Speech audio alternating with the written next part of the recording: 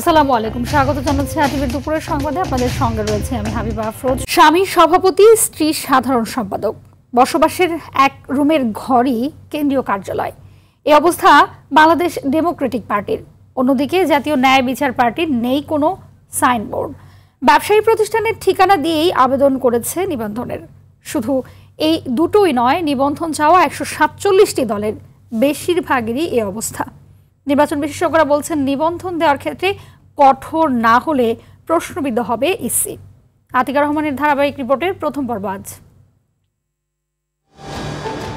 জামাই বউ চানাচুরের দোকান, একটি ভ্যানে এমন দোকান দেওয়ার মতোই যেন সহজ হয়ে গেছে রাজনৈতিক দল গঠন। কথাটিতে হাসির উদ্রেক হলেও এর বাস্তব উদাহরণ বাংলাদেশ ডেমোক্রেটিক পার্টি। এই দলের সভাপতি জাহাঙ্গীর হাওলাদার, সাধারণ সম্পাদক শ্রী মাহমুদা সুলতানা। কেন্দ্রীয় কার্যালয় ঠিকানায় গিয়ে দেখা গেল মগবাজার পেয়ারাবাগের সরু গলির মধ্যে জীর্ণ শীর্ণ একটা ঘর। এই বাসায় ভাড়া থাকেন জাহাঙ্গীর দম্পতি। রাজনৈতিক দল গঠন করছে, এই বিষয়ে আপনারা জানেন? না, এটা আমরা কখনো শুনি নাই। অনেকক্ষণ অপেক্ষার পর মাহমুদা সুলতানা দেখা মিলল। জানালেন, এক রুমে ভাড়া থাকেন 3 সন্তান ও স্বামীকে নিয়ে। এটাই তাদের কেন্দ্রীয় কার্যালয়। নিবন্ধন পেলে দলের কার্যক্রম শুরু করবেন। আবেদন করেছি বাংলাদেশ ডেমোক্রেটিক পার্টি, আমাদের পার্টির নাম। আমি সাধারণ সম্পাদক মাহমুদা সুলতানা, আমার সভাপতি মোহাম্মদ জাহাঙ্গীর হাওলাদার। হ্যাঁ, আমার হাজবেন্ড। আপাতত আমরা এখান থেকে কার্যক্রম চালাচ্ছি।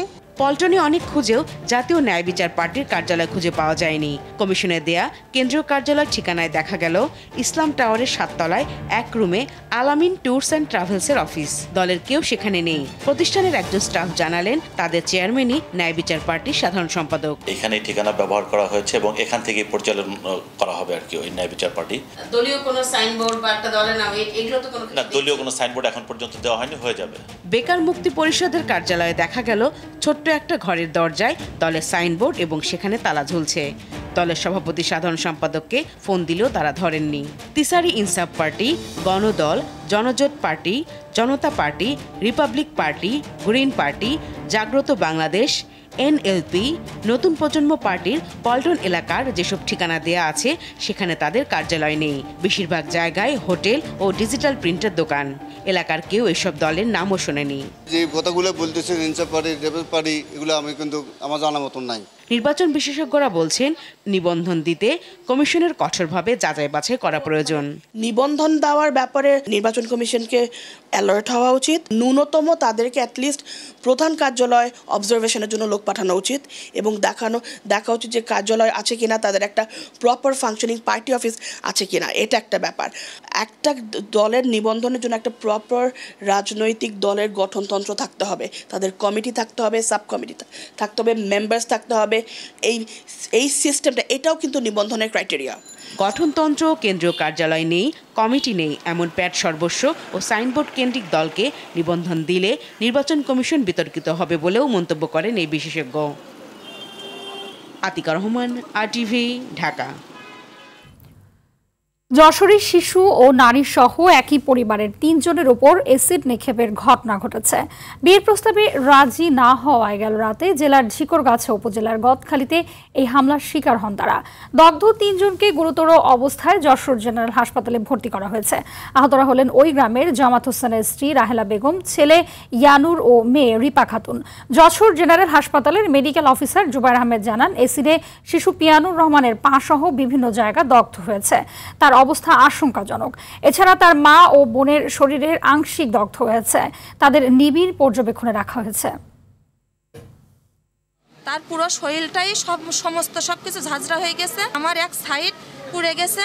এখন আমি এর সুষ্ঠু বিচার চাই। আমরা জসিমের আটক এবং বিচার চাই, সুষ্ঠু বিচার চাই। 3 জনের মধ্যে বাচ্চা যে ইয়ানুর, ওনার বাচ্চার অবস্থা একটু বেশি খারাপ, আর বাকিদের অবস্থা মোটামুটি ভালো আছে। কুমিল্লার মুরাদনগরে নারীকে হেনস্থার মূল পরিকল্পনাকারী শাহপরানকে গ্রেপ্তার করেছে র্যাব। সকালে রাজধানীর কারণ বাজারে র্যাবের মিডিয়া সেন্টারে ব্রিফিংয়ে তথ্য জানান নারায়ণগঞ্জ র্যাব 11-র অধিনায়ক lieutenant colonel HM Sajjad Hossain. তিনি বলেন, গ্রেপ্তারকৃত শাহপরান ও ফজর আলী আপন 2 ভাই। তারা দুজনই ওই নারীকে উত্ত্যক্ত করতেন। ঘটনায় গ্রাম্য সালিশে ফজর আলী লাঞ্ছিত করেন শাহপরানকে। এর প্রতিশোধ নিতেই মব তৈরি করে ওই নারী ও ফজর আলীকে হেনস্থা করে শাহপরান। এ ঘটনায় এখন পর্যন্ত 6 জনকে গ্রেপ্তার করা হয়েছে। এই ফজর আলী এই ভিকটিমের মাকে সুদের বিনিময়ে 50,000 টাকা ধার দেয়। এই টাকা আদায়ের সূত্র ধরেই তিনি ওই বাসায় গিয়েছিলেন। ফজর আলী তার ওই ঘরের ভিতরে ভিকটিমের ঘরে প্রবেশ করে। তার কিছুক্ষণ পরেই এই শাহপরানের লোকজন ভিকটিমের ঘরে প্রবেশ করে এবং তাকে বিবস্ত্র করে ভিডিও ধারণ করে সেটা পরবর্তীতে সোশ্যাল মিডিয়ায় ছড়িয়ে দেয়। বিভিন্ন স্থানে সড়ক দুর্ঘটনায় 7 জন নিহত হয়েছে, এতে আহত হয়েছে আরও 14 জন। পাবনার সাথিয়ায় বাস ও ট্রাকের মুখোমুখি সংঘর্ষে 3 জন নিহত হয়েছে। ভোরে পাবনা ঢাকা মহাসড়কের উপজেলার পূর্ব বনগ্রাম এলাকায় এই দুর্ঘটনা ঘটে। এ সময় আহত হয়েছে আরও অন্তত 10 জন।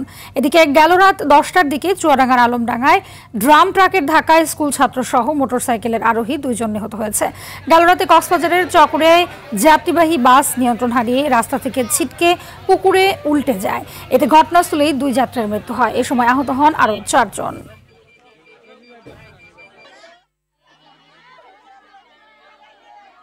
বিচার সংস্কার ও সংবিধান সংশোধন নিয়ে জুলাই পদযাত্রা করেছে জাতীয় নাগরিক পার্টি এনসিপি। সারা দেশের 64 জেলার কর্মসূচির 4র্থ দিনে উত্তরের জেলার ঠাকুরগাঁওয়ের পুরাতন বাস স্ট্যান্ডে এই গণসংযোগ, পথযাত্রা ও পথসভা করেন নেতাকর্মীরা। চলতি পথে রাস্তায় থেমেও সাধারণ মানুষের সাথে কথা বলেন তারা। ঠাকুরগাঁওয়ে পথযাত্রা শেষে পীরগঞ্জ উপজেলার উদ্দেশ্যে রওনা দেন এনসিপি নেতাকর্মীরা। কেন্দ্রীয় আহ্বায়ক নাহিদ ইসলাম, দক্ষিণাঞ্চলের মুখ্য সংগঠক হাসনাত আব্দুল্লাহ, উত্তর অঞ্চলের মুখ্য সংগঠক সার্জিস আলম সহ কেন্দ্রীয় নেতারা এ সময় উপস্থিত ছিলেন। জুলাই গণঅভ্যুত্থানের ঘোষণাপত্র, মৌলিক সংস্কার, জুলাই গণহত্যার বিচার এবং নতুন সংবিধানের জন্য আমরা লড়াই করছি। জুলাই আগস্টের মধ্যে জুলাই ঘোষণাপত্র দিতে হবে এবং এর সাংবিধানিক ভিত্তি থাকবে এই জুলাই ঘোষণাপত্রের। শিক্ষার্থীদের দাবির তোয়াক্কা না করে হাইকোর্টের দেয়া কোটা ফিরিয়ে আনার রায় 2024 সালের 4 জুলাই বহাল রাখে আপিল বিভাগ। এই প্রতিবাদে আরও ফুঁসে ওঠে শিক্ষার্থীরা। দেশব্যাপী তীব্র হয় আন্দোলন। 6 ঘন্টা অবস্থান নিয়ে শাহবাগ থেকে নতুন কর্মসূচির ঘোষণা করে রাস্তা ছেড়ে দেয় আন্দোলনকারীরা। সেদিনের কিছু কথা তুলে ধরছেন শাকিবুর রহমান। 4 জুলাই 2024 সকাল থেকে আপিল বিভাগের রায়ের অপেক্ষায় আন্দোলনরত শিক্ষার্থী সহ সারা দেশ। আদালতের কার্যক্রমের শুরুর অল্প সময়ের মধ্যে রায় ঘোষণা করে আপিল বিভাগ। শিক্ষার্থীদের দাবির বিপরীতে বহাল রাখে কোটা পদ্ধতি ফিরিয়ে আনা হাইকোর্টের রায়। দাম্ভিকতার সঙ্গে তৎকালীন প্রধান বিচারপতি ওবায়দুল হাসান বলেন, রাজপথে আন্দোলন করে আদালতের রায় পরিবর্তন করা যায় না। রায় ঘোষণার পরপরই সকাল 11:30টায় ঢাকা বিশ্ববিদ্যালয় থেকে মিছিল নিয়ে শাহবাগ মোড়ে অবস্থান নেয় শিক্ষার্থীরা। চাকরিতে কোটা সংস্কার দাবিতে দিতে থাকে বিভিন্ন স্লোগান। 6 ঘন্টা শাহবাগে অবস্থান কর্মসূচি পালন করে শিক্ষার্থীরা। তাদের সঙ্গে ঢাকা কলেজ, ইডেন সহ রাজধানীর বিভিন্ন কলেজের শিক্ষার্থীরাও যোগ দেয়। সায়েন্স ল্যাব মোড়ে অবস্থান নেয় ঢাকা কলেজ, আর নীলক্ষেত মোড় বন্ধ করে আন্দোলন করে ইডেন কলেজের ছাত্রীরা। হাইকোর্ট আপনার নট টুডে, অর্থাৎ আজকে হবে না, আগামী সপ্তাহ কিংবা পরের সপ্তাহ, তখন আমরা আবার সবাই গ্যাদার হই এবং আমাদের মধ্যে একটা বিক্ষোভ তৈরি হয়। তখন সারা দেশে মোটামুটি এটা সাধারণ শিক্ষার্থীদের মধ্যে মানে আমরা শুরু করার সাথে সাথে আপনার সারা দেশে বিভিন্ন শিক্ষা প্রতিষ্ঠানের শিক্ষার্থীরাও তাদের যে আশেপাশে যে সড়ক, মহাসড়ক, ক্যাম্পাসগুলো আছে সেগুলোতে তারা অবস্থান করে। এদিন ঢাকা আরিচা মহাসড়ক অবরোধ করে জাহাঙ্গীরনগর বিশ্ববিদ্যালয়ের শিক্ষার্থীরা। ময়মনসিংহে বাংলাদেশ কৃষি বিশ্ববিদ্যালয়ের শিক্ষার্থীরা 2 ঘন্টা রেল লাইন বন্ধ করে অবরোধ করে। একই দাবিতে কুয়াকাটা বরিশাল মহাসড়ক 5 ঘন্টা অবরোধ করে বিক্ষোভ করে বরিশাল বিশ্ববিদ্যালয়ের শিক্ষার্থীরা। দেশ জুড়ে ছড়িয়ে পড়া আন্দোলনে রাজশাহী বিশ্ববিদ্যালয়ের শিক্ষার্থীরা বন্ধ রাখে ঢাকা রাজশাহী মহাসড়ক। ঢাকা চট্টগ্রাম মহাসড়কে অবস্থান নেয় কুমিল্লা বিশ্ববিদ্যালয়ের ছাত্রছাত্রীরা। অনলাইন ও অফলাইনে আমাদের জনসংযোগ হবে 4 দফার ভিত্তিতে। দাবি আদায়ে সেদিন 3 দিনের কর্মসূচি ঘোষণা করেন তৎকালীন সমন্বয়ক নাহিদ ইসলাম। এর মধ্যে ছিল 5 জুলাই শুক্রবার 4 দফা দাবির ভিত্তিতে অনলাইন ও অফলাইনে জনসংযোগ ও সারা দেশে সমন্বয়। 6 জুলাই শনিবার বেলা 3টায় সব বিশ্ববিদ্যালয় ও কলেজ থেকে বিক্ষোভ মিছিল এবং পরদিন 7 জুলাই রোববার সব বিশ্ববিদ্যালয় ও কলেজে ক্লাস পরীক্ষা বর্জন ও ছাত্র ধর্মঘট। শাকিবুর রহমান, RTV, ঢাকা। সংস্কারবিহীন নির্বাচন ছাত্র জনতা প্রতিহত করবে জানিয়ে বৈষম্য বিরোধী ছাত্র আন্দোলনের একাংশের সভাপতি রিফাত রশিদ বলেন, রাজনৈতিক দলগুলোর ছত্রছায়ায় আওয়ামী লীগ পুনর্বাসিত হচ্ছে। বলেন, শহীদ আহতদের বিষয়ে কোনো ঢিলেমি সহ্য করা হবে না। রায়ের বাজার বধ্যভূমিতে গণঅভ্যুত্থানে অজ্ঞাতনামা শহীদদের কবর জিয়ারত শেষে তিনি কথা বলেন। এই সময় বৈষম্য বিরোধী ছাত্র আন্দোলনের সাধারণ সম্পাদক হাসান ইমাম বলেন, শেখ হাসিনা পালিয়ে গেলেও ফ্যাসিস্ট রেজিমের অনেকে বহাল তবিয়াতে রয়েছে।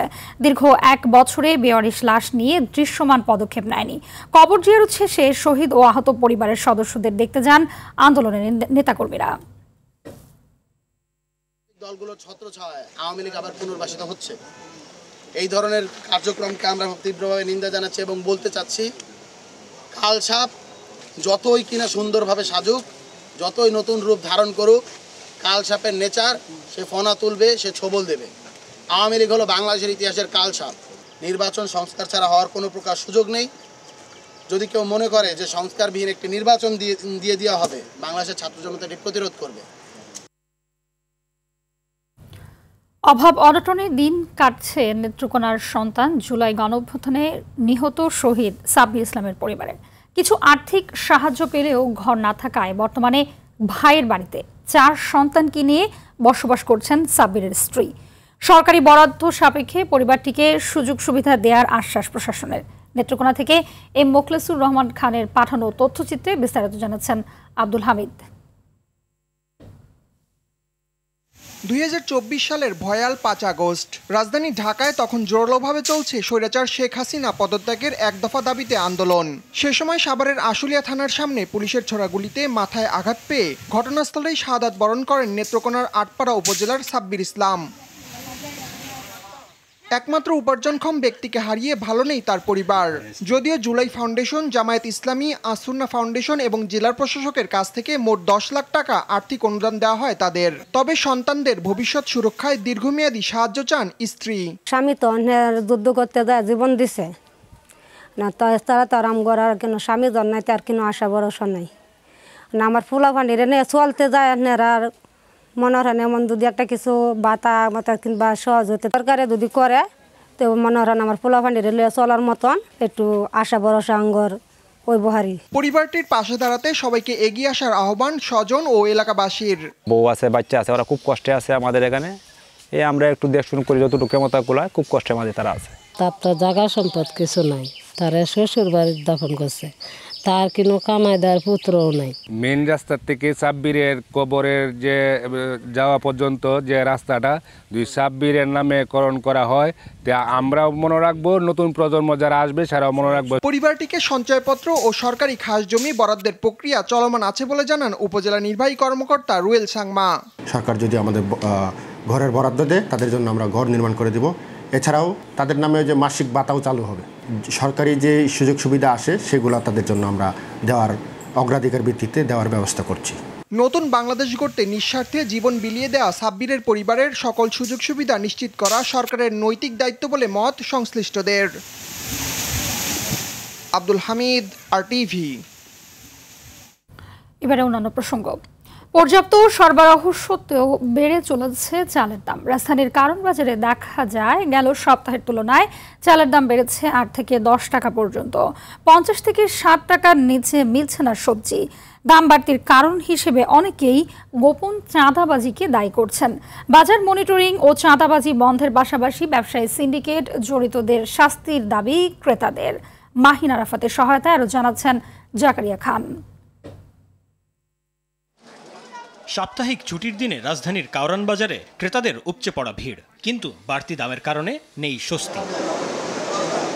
বাজারে চালের সরবরাহ ঠিক থাকলেও দাম বেড়েছে গেল সপ্তাহের তুলনায়। কেন এমন চিত্র, সে বিষয়ে জানতে চাইলে সদুত্তর দিতে পারেনি বিক্রেতারা। মিনিকেট আমরা ঈদের আগে ছিল 70 টাকা, ওনা ছিল আপনার 78, নারী সাল আগে বিক্রি করতাম আপনার 75-74 টাকা, কিনে লাগে আপনার 80-82 টাকা। এই চাল আমরা আগে কিনছি আপনার 70 টাকা, 72 টাকা, এখন চাচ্ছে 88 টাকা।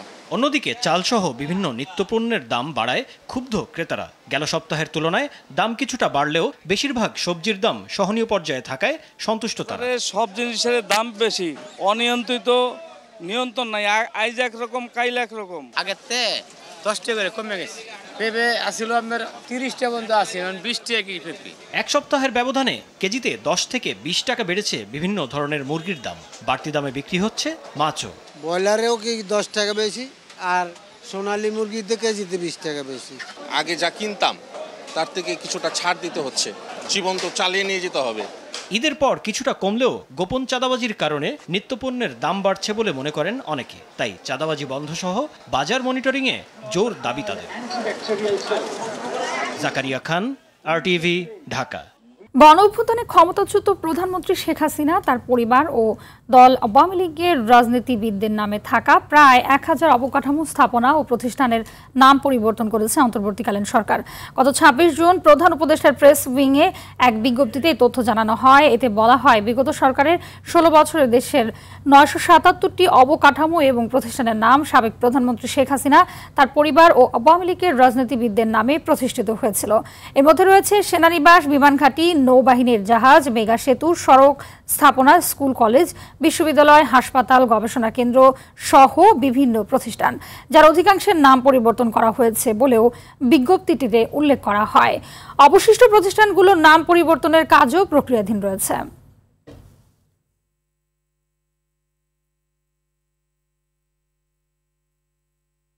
সংবাদে নিচ্ছি হাইসেন্স সংবাদ বিরতি, ফিরে আরও থাকছে।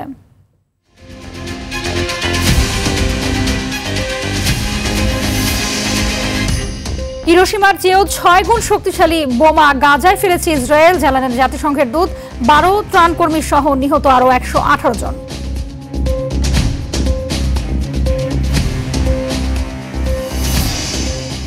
এবং ক্লাব বিশ্বকাপে প্রথম কোয়ার্টার ফাইনালে রাতে আল হিলালের সামনে ফ্লুমিনেন্স, কাল সকালে লড়বে পালমেইরার ও চেলসি।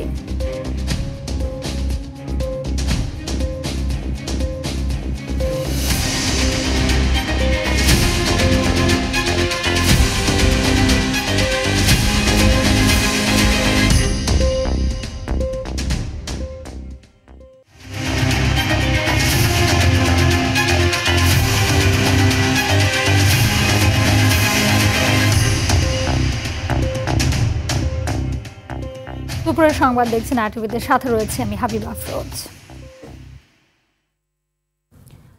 দেশে নির্বাচনের পরিবেশ তৈরির জন্য অবশ্যই সংস্কার করতে হবে বলে মন্তব্য করেছেন জামায়াতে ইসলামের আমির ডাক্তার শফিকুর রহমান। সকালে নীলফামারীর সৈয়দপুর বিমানবন্দরে সাংবাদিকদের তিনি বলেন, দেশে এখন নির্বাচনের পরিস্থিতি নেই। পরে জনসভায় যোগ দেওয়ার জন্য রংপুরের উদ্দেশ্যে যাত্রা করেন ডাক্তার শফিকুর রহমান।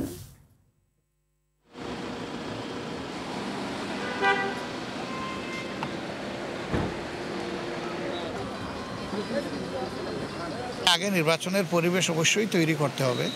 এই পরিবেশ তৈরির জন্যই সংস্কারের প্রশ্নগুলো এসেছে। মৌলিক বিষয়গুলোতে কার্যকর সংস্কার হয় তাহলে আলহামদুলিল্লাহ একটা ভালো নির্বাচন হবে, এবং যদির কোনো সুযোগ নাই, সংস্কার করতে হবে, ভালো নির্বাচনও করতে হবে। দুপুরের সংবাদ এই পর্যন্তই। জেলা সংবাদ বিকেল 4:05টায় দেখার আমন্ত্রণ রইল। ধন্যবাদ সবাইকে।